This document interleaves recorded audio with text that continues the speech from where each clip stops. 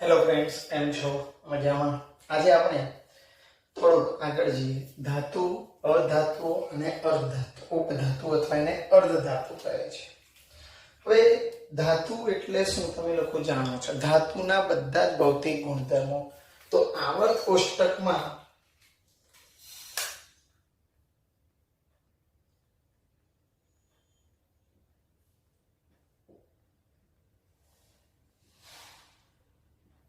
એસપીડીએફ વર્ગીકરણ તો થાય જ છે.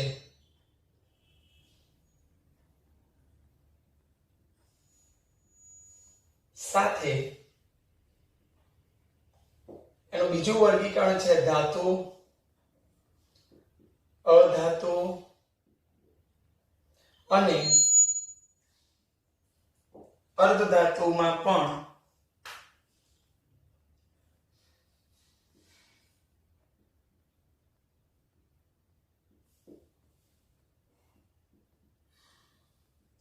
વર્ગીકરણ થાય છે. એટલે તમે એસપીડીએફ માં તો વર્ગીકરણ કરો, સાથે સાથે ધાતુ, અધાતુ અને અર્ધધાતુમાં પણ વર્ગીકરણ થાય છે. મિત્રો, ધાતુઓ કેવી હોય છે? તો ધાતુઓ, મોટા ભાગની ધાતુઓ સખત અને ઘન સ્વરૂપમાં હોય છે.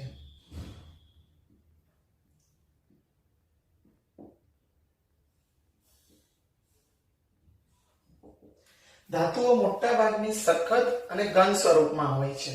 આ સાથે સાથે આ ધાતુઓના એક ઉદાહરણ છે, એક અપવાદ હોય તો પારો. પારો એટલે મર્ક્યુરી અથવા Hg. એક એવા સ્વરૂપમાં હોય છે, એ પ્રવાહી સ્વરૂપમાં હોય છે.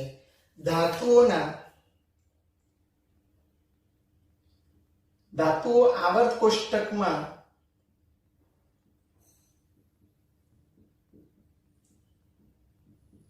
ડાબી બાજુએ આવેલી હોય છે. ધાતુઓ આવર્ત કોષ્ટકમાં ક્યાં આવેલી હોય છે? ડાબી બાજુએ આવેલી હોય છે.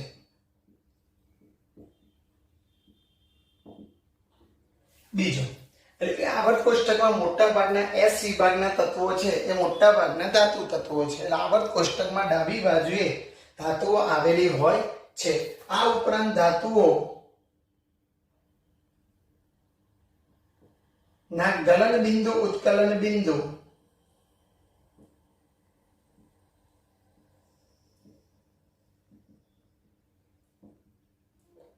ઊંચા હોય છે.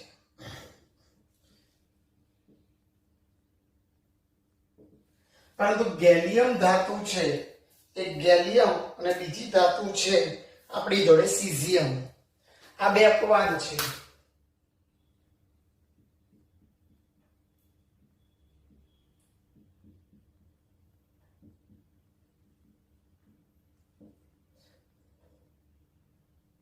એના અપવાદ તરીકે કેમ? કારણ કે એના ગલન બિંદુ, ઉત્કલન બિંદુ નીચા હોય છે.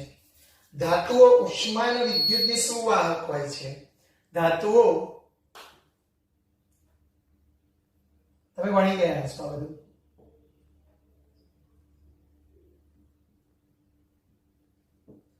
ધાતુઓ ઉષ્મા અને વિદ્યુતની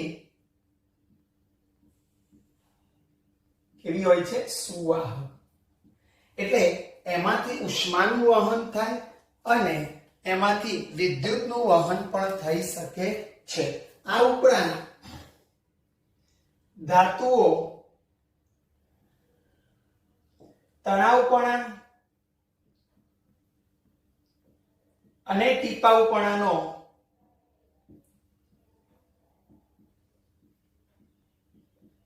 ગુણધર્મ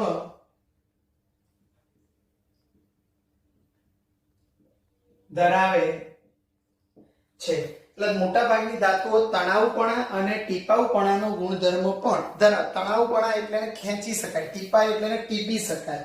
આવા ગુણધર્મ ધાતુઓ ધરાવે છે. આ ઉપરાંત આવર્તમાં ડાબેથી જમણે તરફ જાઓ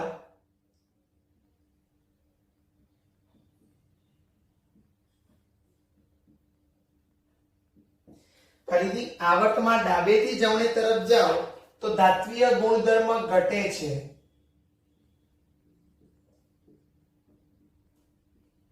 મિત્રો આવર્ત મેં તમને સમજાવ્યું છે આડી, કારણ કે સમૂહ 17, 16 અને 15 ના મોટા ભાગના તત્વો અધાતુ તત્વો છે, એટલે એનો મતલબ ધાત્વિય ગુણધર્મ શું થાય છે? ઘટે છે.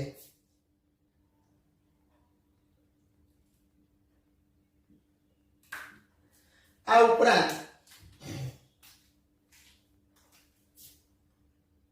સમૂહમાં ઉપરથી નીચે જતા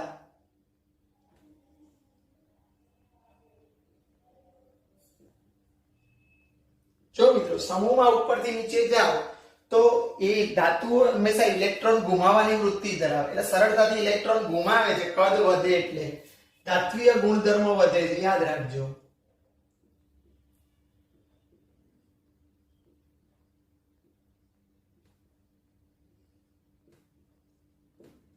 હવે આ જ બધી વાત આપણે અધાતુ માટે કરીએ. તો અધાતુઓ સામાન્ય રીતે વાયુ સ્વરૂપમાં હોય છે.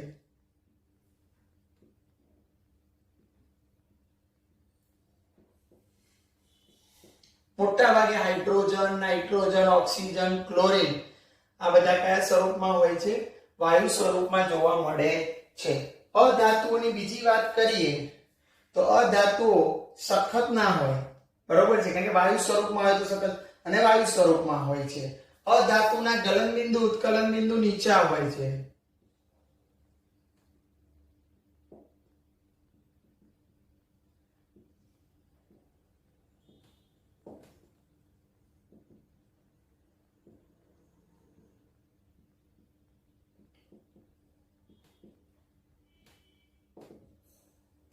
મિત્રો અધાતુઓના જે ગલન બિંદુ હોય, ગલન બિંદુ એટલે ગણમાંથી પ્રવાહી અને ઉત્કલન બિંદુ એટલે પ્રવાહીમાંથી વાયુ. અત્યારે આ વ્યાખ્યા ભણીએ છીએ પણ આ વ્યાખ્યા આખી અલગ જ છે. તો અધાતુના ગલન બિંદુ અને ઉત્કલન બિંદુ કેવા હોય છે? નીચા હોય છે. અધાતુઓ ઉષ્મા અને વિદ્યુતની અવાહક હોય છે, એટલે એમાંથી વહન થતું નથી.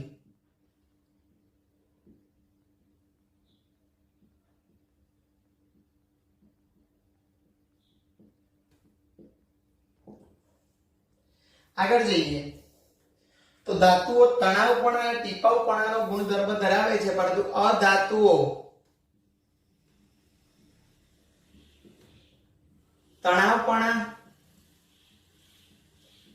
અને ટીપાવપણાના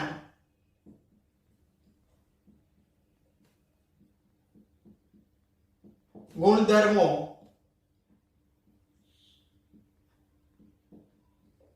ધરાવતા નથી. હવે મિત્રો અહીંયા ધાતુ અને અધાતુની વાત કરી, પણ એક એવો વર્ગ છે કે જે આવર્ત કોષ્ટકમાં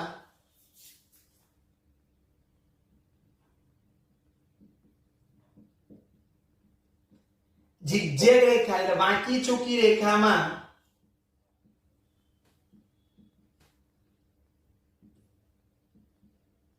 અર્ધધાતુ આવેલા છે.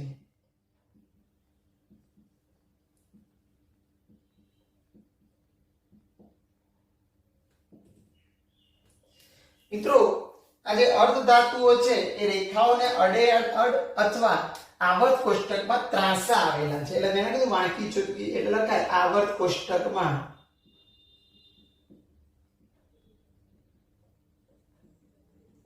ત્રાંસા આવેલા હોય છે. તેને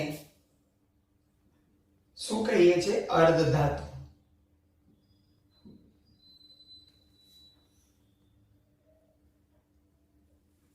મિત્રો અર્ધધાતુની વાત કરીએ તો તે બંનેના ગુણધર્મ ધરાવે છે. અર્ધધાતુઓના નામ શું? તો અર્ધધાતુ તરીકે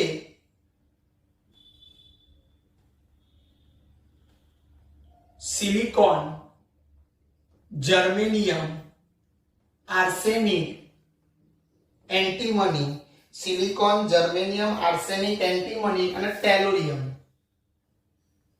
યાદ રાખજો મિત્રો, સિલિકોન, જર્મેનિયમ, આર્સેનિક, એન્ટીમની અને ટેલુરિયમ આ બધા તત્વો શેના તરીકે વર્તે છે? અર્ધધાતુ તરીકે વર્તે છે. આ અર્ધધાતુ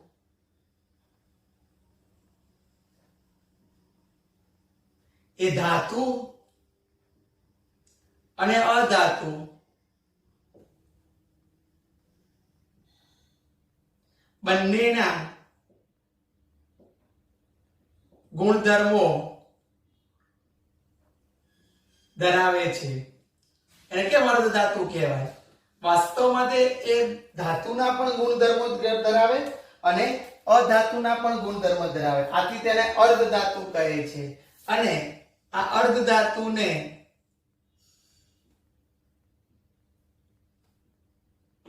ઉપધાતુ તરીકે પણ ઓળખાય છે. મિત્રો, આ અર્ધધાતુને ઉપધાતુ તરીકે પણ ઓળખાય છે. તો મિત્રો, અહીંયા આપણે આ તફાવત જેવું જ છે. ધાતુ, અધાતુ અને અર્ધધાતુનો તફાવત સ્વરૂપે પણ લખી શકાય અથવા એને થિયરી સ્વરૂપે પણ લખી શકાય. હવે નેક્સ્ટ લેક્ચરમાં આપણે બહુ અગત્યના પ્રશ્નો જોવા જઈશું. કયા? તો પરમાણ્વીય ત્રિજ્યા અને આયનીય ત્રિજ્યા, આયનીકરણ, એન્થાલ્પી, એ બધા પ્રશ્નો આપણે જોઈ લઈશું. ઓકે, તો અહીંયા આપણો એક પ્રશ્ન પૂરો થાય છે. ધાતુ, અધાતુ અને ઉપધાતુ. Thank you very much. મળીએ.